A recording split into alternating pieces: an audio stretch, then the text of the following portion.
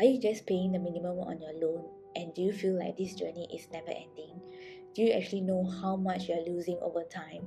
I was in the same boat as well. I had $37,800 of student loans to pay, but I managed to pay it all off within 2 years using my two-step approach, which is what I'm going to share with you guys in today's video. Let me start by explaining my situation. According to my loan agreement, I needed to make a minimum payment of $100 per month with a maximum of 20 years to repay the loan.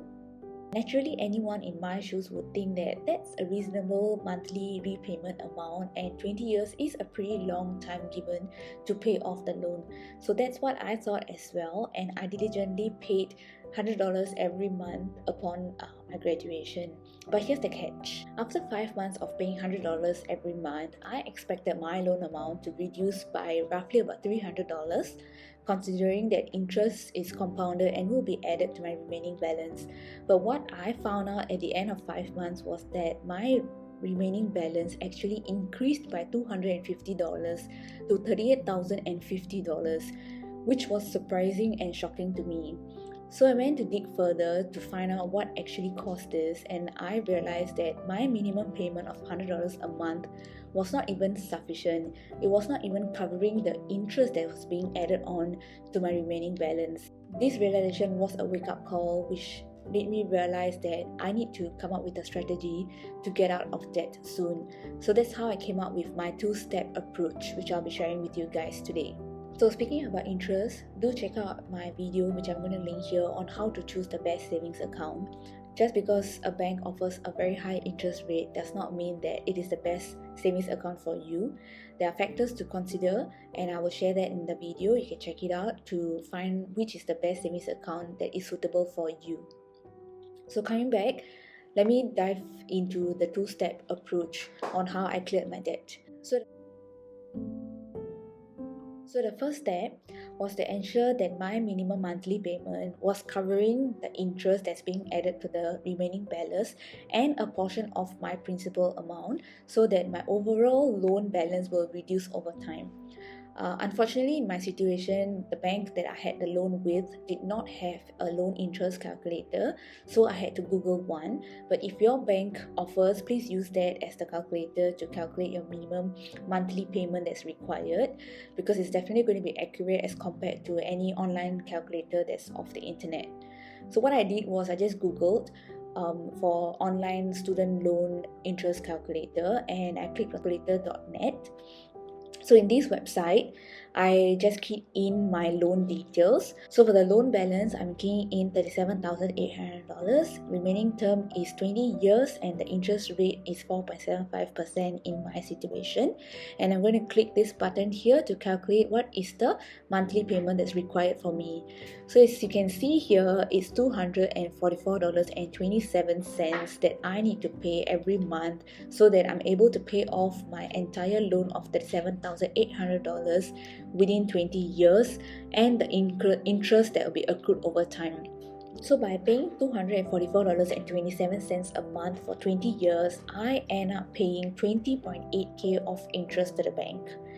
That is something that I do not want to do. Plus $244.27 is a mouthful of a number. It's not an easy to remember number. So I just decided to round it up to $300. By rounding it up to $300, I'm actually paying about $50 more. And let me show you guys how this increase in monthly payment by $50 a month actually made a difference. If you scroll down in this website to the second section where there is a repayment calculator, so over here, I'm going to key in the loan balance, which is $37,800. My monthly payment, I'm going to key in as $300 a month, and the interest rate will be 4.75%. I'm going to choose the normal repayment, which is the last option, and click on the calculate button. So it's showing here that I'll be able to pay off my entire loan in 14 years and 7 months. That's about 5.5 years that I'm saving. And in addition, the amount of interest that I will end up paying is 14.6k. So again, I'm saving about 5.5k in interest. But this is still not enough for me, and I want to cut the amount of interest that I'm paying to the bank more, which leads me to the second part of my two-step approach. So the second step is to do partial loan repayment. I used the 50-30-20 rule, which you might be familiar with, but I modified it a bit. So I created these 3 E buckets. The first E is where 50% of my salary will go to the expenses bucket, and this expenses bucket is for both my essentials and non-essentials. I wanted to reduce my expenses to only 50% a month, as I wanted to focus on paying off my debt first. The second E is for euphoric fund. I termed it euphoric because this fund is where I'm actually saving up to pay the partial loan repayment, and I want to experience the euphoric moment when I completely pay off my loan. And the third E is for the emergency fund or the emergency bucket, where I allocate 20% of my salary. So with a take home of 3.3k, I was able to reach my first $5,000 in my euphoric fund in about 5 months. So my plan was to pay off partial loan repayment every time I hit $5,000 mark. So on the 5th month, I was able to make my first partial loan repayment of $5,000, and on the 7th month I was able to reach the emergency fund amount that I wanted. I only wanted to save up to 3 times of my monthly expenses for a start for the emergency fund.